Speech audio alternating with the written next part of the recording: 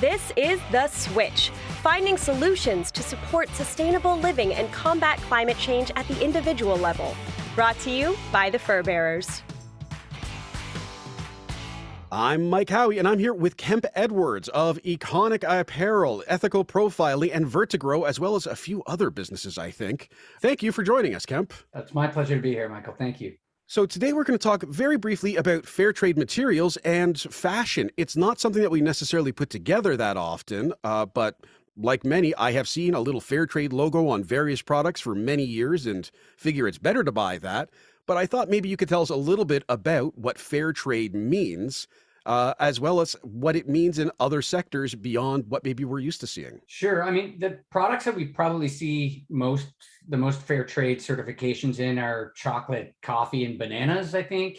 They're usually foodstuffs. It really has to do with the growing and the treatments of the people who are doing the growing and the picking.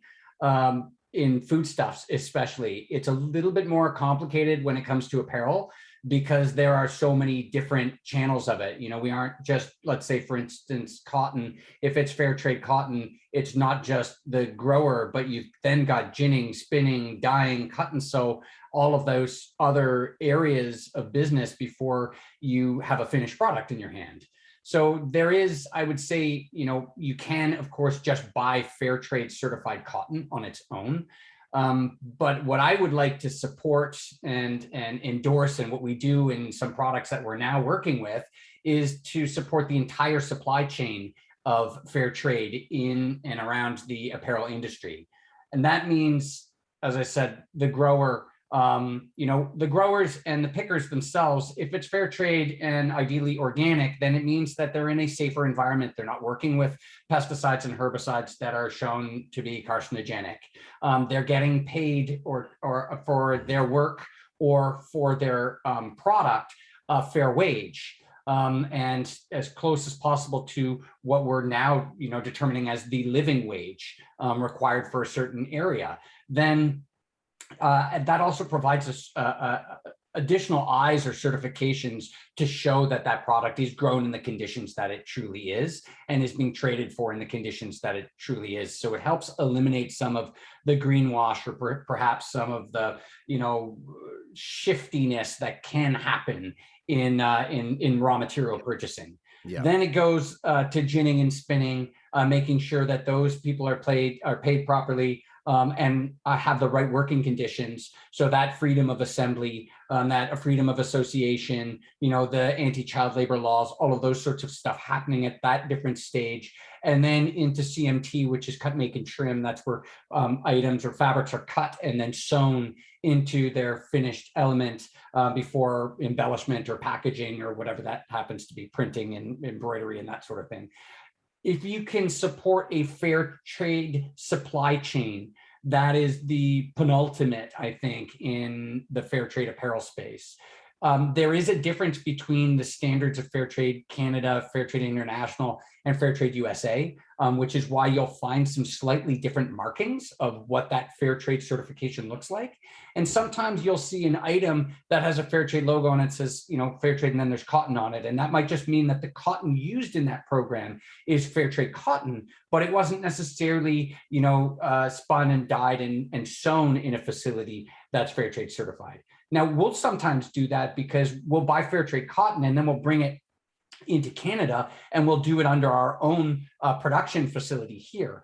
It has all of the markings to be fair trade certified, but we don't need that same sort of certification in Canada because a lot of the general requirements, municipal, federal requirements of paying the right wages, not using child labor, that's baked right into how we do business here.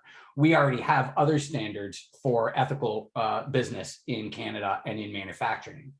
But when we're working overseas on a project, let's say in India, to build a finished product that is fair trade certified, we require the entire supply chain audit to be fair trade certified. Not everybody does. I'm not saying that it has to be that route. Any step in the right direction is a good step, but I would love to see it go all that direct. A full supply chain audit is the ideal.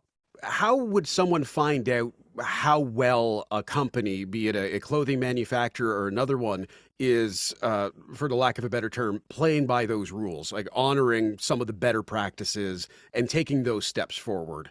Is it just the little logo on a thing, or is it the kind of thing where we need to go online and ask some questions? Probably a little bit of both. I mean, I would say that my experience of working with Fairtrade Canada and Fairtrade International is they're really diligent about how their logo and how their label is used. They do a really good job of policing that. Mm-hmm. You can't just put it on an item that isn't Fairtrade certified.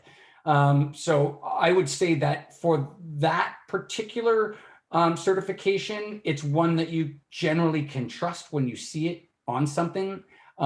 It's true. I would say that a lot of companies have certain items that have that marking that are Fairtrade certified, and then they have other items in their collection that aren't. Now, normally, I would say the companies that lean towards making any of their items Fairtrade certified are probably following a minimum standard for social and environmental compliance on the other products that they're making, even if they're not Fairtrade certified. I would say that Econic, my brand, is an example of that. Our focus has always been on domestic manufacturing, not on Fairtrade certification. So we're just new to the game in terms of saying, hey, if we're going to make a bag or a flannel shirt or something like that, that we can't make here because we don't have the manufacturing for it, let's bring in one that supports something that we believe in, and let's make that Fairtrade certified, and let's make it organic cotton. So I would say that, yes, it's good to do your background research, but if you're seeing a brand that's at all supporting fair trade, you're probably in the right place if you're looking for ethical manufacturing. I imagine a lot of folks are going to want to choose fair trade when possible, but sometimes we'll go to a store and that's not obvious, or it's not necessarily a location we can get to. I should say there aren't necessarily retail outlets around us that will feature these products. Is there a way, if you live in a smaller town or you just happen to be in a community where you're not seeing that kind of product, you can seek it out, perhaps online, or talk? Is there a way to talk to suppliers in your area about encouraging some fair trade products? For sure, there's online blogs and resources that will let you find, third-party audited and ethical sources for apparel and all sorts of other products. I would say there's, now new ethical marketplaces, different from sort of the giants like Amazon or something like that, where their focus is purely on supporting and promoting ethical brands that are doing either fair trade certification or maybe a blue sign certification or something of that sort. So for sure, you can do some research into that space. There are a lot of brands out there that their whole raison d'etre is just to do something, to push the envelope, to do something that's more ethical, more sustainable. And without digging too deep, you can quickly find who those are, and then, start following them on their Instagram pages, find out who they're talking about, find out about other brands that they collab with, get into that community. Once you get deeply into that community, everything else goes gray, and that's the only thing in vibrant color. It's the only channel that you're listening to. And for better or for worse, how the internet bots work, it's what you'll be marketed sort of moving forward into the future. As you look and in your search engine, it will offer you other brands that are similar, or other products that are ethical, because it knows that that's basically what you're looking for. Awesome. And as someone who didn't know that fair trade clothing was a thing until today, I'm very thankful for that. And I will be looking in Hamilton myself for a couple of shops and a couple of products that I might like that are going to hit those standards that are better for people and the environment. So Kemp, thank you so much for joining us. And we will have links to your websites and your LinkedIn and all of the different amazing businesses you're running ethically and sustainably right now. Thank you so much for joining us. Thanks so much. Appreciate it, Michael.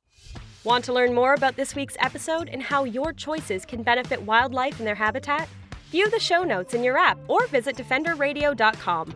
To learn more about the Fur Bearers, visit thefurbearers.com or find them on Facebook, Twitter, and Instagram.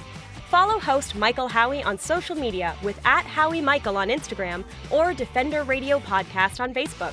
Subscribe or follow Defender Radio to get notified about new episodes of The Switch and Defender Radio right on your smart device. Thanks for listening.